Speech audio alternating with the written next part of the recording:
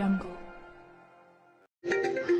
फर्जी वन अधिकारी बने गिरोह का खबर लगाने के बाद रोहा के पत्रकार का पनवेल से की गई अपहरण। शिकायत करने के बाद पनवेल सिटी पुलिस के अधिकारियों ने नहीं की गई अब तक कार्रवाई। देखिए खबरें आज भी के लिए नई मुंबई ब्यूरो रिपोर्ट।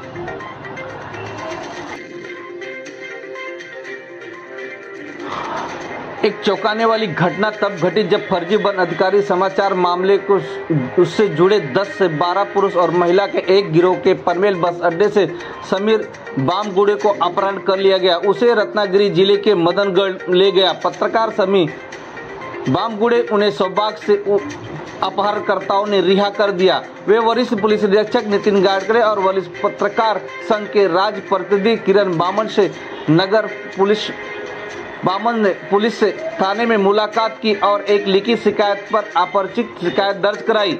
शिकायत दर्ज करने के बाद भी अभी पनवेल पुलिस थाने के अधिकारी अभी तक कोई कार्रवाई नहीं की है। इस संबंध में पत्रकार परिषद की आयोजन की गई। इस पूरे मामले को लेकर क्या कहना है आइए सुनते हैं इस वीडियो में।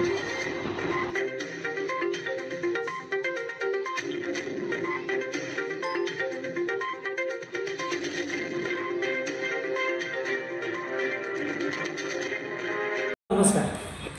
एक असा प्रसंग आपल्या रायगड जिल्ह्यात म्हणजे आता ही नवी मुंबई पोलीस स्टेशन हद्द येते पनवेलमध्ये, पण जिल्हा हा रायगड आहे। रायगड जिल्ह्यातील एक पत्रकार जे रोह्याचे आहेत मूळचे आणि रोह्यामध्ये एक निवी छोटंसं गाव आहे, त्या गावातले आहे।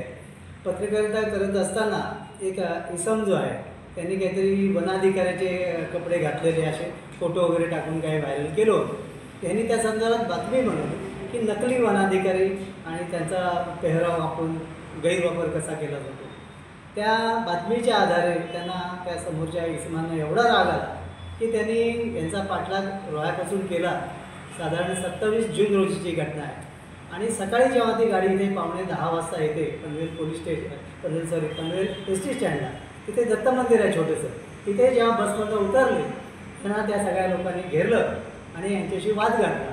त्यांनी सांगितलं तुमची जी बातमी आहे त्याचं तुमचं काय म्हणणं असेल ते द्या, जास्त वाटत असेल तर इथे चला पनवेल पोलीस स्टेशनला माझी तक्रार द्या, मी काय असेल ते आमचे पुरावे त्यांच्याकडे देऊ। त्यांना पेपर लाईनचं काम करत असल्यामुळे त्यांच्याकडे पुरावे सगळे होते त्यांच्या हिशोबाने आहेत। त्यांनी त्यांचं काय ऐकलं नाही। दुसऱ्या गेटमधनं जिथनं बस बाहेर पडतात तिथपर्यंत त्यांनी नेलं आणि त्यांच्याकडे 10-12 लोक 2-3 गाड्या होत्या, त्या गाडीत टाकून यांना ते घेऊन गेले। ते संपूर्ण ह्या मुंबई गोवा हायवे प्रचंड मोठा हायवे आहे आणि माणगाव ह्या विभागातून तिथे रत्नागिरीच्या दिशेला जाणारा मसाळा मार्गे जो भाग आहे त्या भागात नेलं आणि एका आश्रमामध्ये त्यांना बराच वेळ 2-3 तास ठेवलं। आता कदाचित त्यांचा घात करण्याचा उद्देश असेल किंवा काही असेल, जो काय असेल, पण त्यांनी तिथे समोरच्या माणसांची काय फोनवर बोलणं केलं। तिथे पण काही लोक आली मसाळ्यामध्ये, त्यांनी पण त्यांना शिवीगाळ वगैरे काय केली आणि मग हे सगळे लोक गेली रत्नागिरीमध्ये पोलीस स्टेशन आहे जे मंडणगड नावाचं। त्या मंडणगड पोलीस स्टेशनला गेल्यानंतर त्यांना थोडासा धीर आला, यांचा मोबाईल वगैरे तर पनवेललाच खेचून घेतलेलं त्या लोकांनी। मग तिथे गेल्यावर त्यांनी सांगितलं की मला ह्याने किडनॅप करून आणलेलं आहे। वाटेत यांना असं त्यांचं रेकॉर्डिंग घेतलं, जबरदस्ती बोलायला लावलं, त्यांच्या खिशात असे पैसे कोंबले, त्याचं पण रेकॉर्डिंग केलं आणि ह्यांनी आमच्याकडे खंडणी मागायला आले म्हणून असं सांगण्यात आलं। परंतु पोलिसांनी ते जेव्हा क्लिप बघितल्या त्या समोरच्या ग्रुपवरतीच ते वैतागले की तुम्ही हे केलेलं आहे ते तुम्हीच चुकीचं केलेलं आहे। पहिले तर तुम्ही तुमच्यावरती गुन्हा दाखवले, त्यामुळे त्याला जसं आहे तसं त्याच्या घरी सोडून या। यांनी पण मागणी केली मला सोडायची जबाबदारी यांची काय, मला त्यांनी किडनॅप केली। मग पोलिसांनी सांगितल्याप्रमाणे त्यांनी यांना रोहा नाही मुंबई गोवा हायवेच्या गोरेगावच्या जवळ लोणे फाटा म्हणून आहे तिथे त्यांना सोडलं, तर तिथून ते बसनी घरी पोहोचले। रात्री सगळे तणाव त्यांचे दिवस म्हणजे मिसेस वगैरे सगळ्या फॅमिलीचे गेले आणि ह्यांना जाणवलं की उद्या परत माझ्यावरती काय प्रसंग झाला तर काय होईल, म्हणून यांनी 28 तारखेला इथे आले पनवेलला। ते सगळं त्यांचं तिकीट अमुक सगळं घेऊन आणि इथे त्यांनी त्यांची तक्रार मला असं किडनॅप करून नेण्यात आलं ही नोंदवली। परंतु 28 तारखेपासून आज तक आहे यांचं काही झालं म्हणजे यांचा जबाब वगैरे घेण्यात आला जो काही आहे तो बातमी वगैरे आणि त्यांचे म्हणजे त्यांचा एवढा रेकॉर्ड आहे समोर ज्यांनी नेलेला आहे त्या लोकांचा की भयंकर गुन्हेगारी रेकॉर्ड आहे। आजच्या घडीला त्याच्यातली एक महिला आहे जी रत्नागिरीतून तडीपार आहे।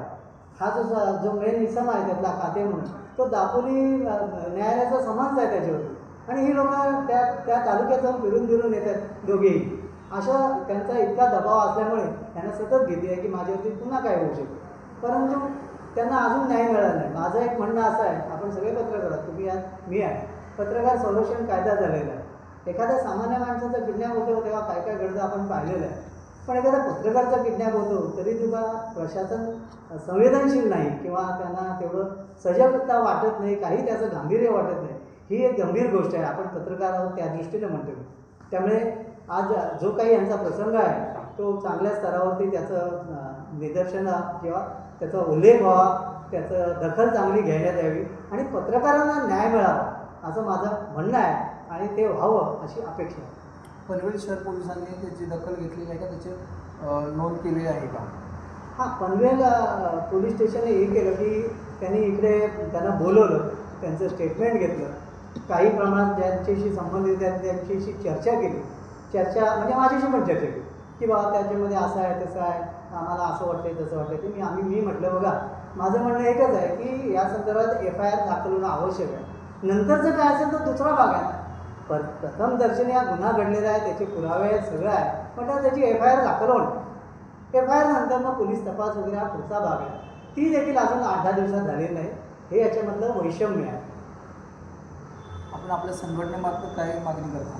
निश्चितच कसं आहे की बघा अधिवेशनाचा काळ आहे आणि पोलिसांचं म्हणणं असं होतं की जास्त याचा गाजावाजा करू नये म्हणून आम्ही शांत राहिलो. जवळजवळ द्यायला 10 दिवस झाले, परंतु आता कुठेतरी केवळ त्यांना त्रास होईल म्हणून बातम्या देऊ नये असं चाललेलं. परंतु आज त्या दृष्टीने हे सगळ्या जगासमोर यावं यासाठी आम्ही पत्रकार परिषदेच्या माध्यमातून हा मुद्दा मांडत आहोत आणि हा मुद्दा खरोखर अशा प्रसंग आणखी देखील पत्रकार महाराष्ट्रावर घडत असतील आणि कदाचित असेच अनुभव येत असतील तर ते महाराष्ट्राला कळावं आणि पत्रकारांना अशा प्रकारे देखील जेरीस आणलं जातं.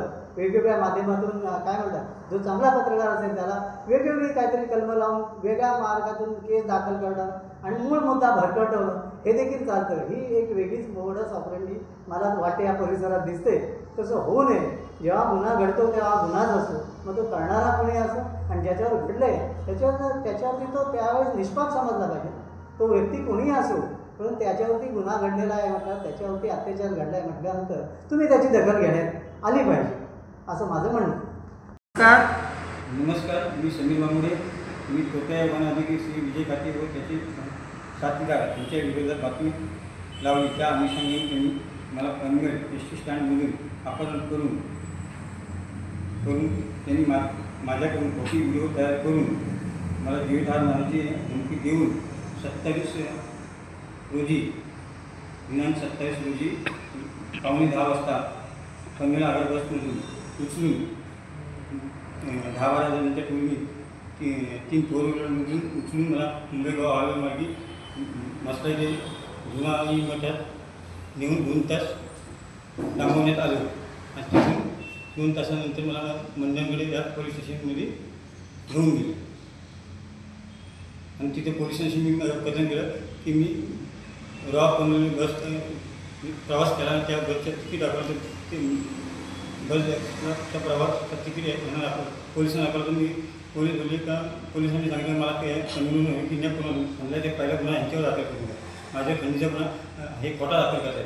तर पोलिसांनी व्हिडिओ बघितलं तर ते निष्पन्न झालं नाही. तर पोलीस बोलले का पोलिसांनी यांनाच खर्चवलं, विजय काते गँगलाच खर्चवलं. आणि नंतर मी बोललो पोलिसांना माझे किडनॅपिंग झाले, मला माझ्या घरी तुमच्या बंदोबस्तामध्ये सोडण्यात यावं. आणि नंतर पोलीस बोलले तुमची तक्रार तुमच्या पनवेल ज्या ठिकाणी किडनॅप झाला त्या पोलीस स्टेशनने जाऊन तुम्ही तक्रार करावं. तर या पोलीसच्या विरोधात मी पनवेल शहर पोलीस स्टेशनमध्ये तक्रार दाखल केली असताना आतापर्यंत या तक्रारीची पनवेल शहर पोलीस दखल घेतलेली नाही. कारवाई करण्याची की अशी पत्रकार संघाच्या पत्रकारांकडून मागणी जोर धरत. किती तारखेला आपण तक्रार दाखल केली? तक्रार 28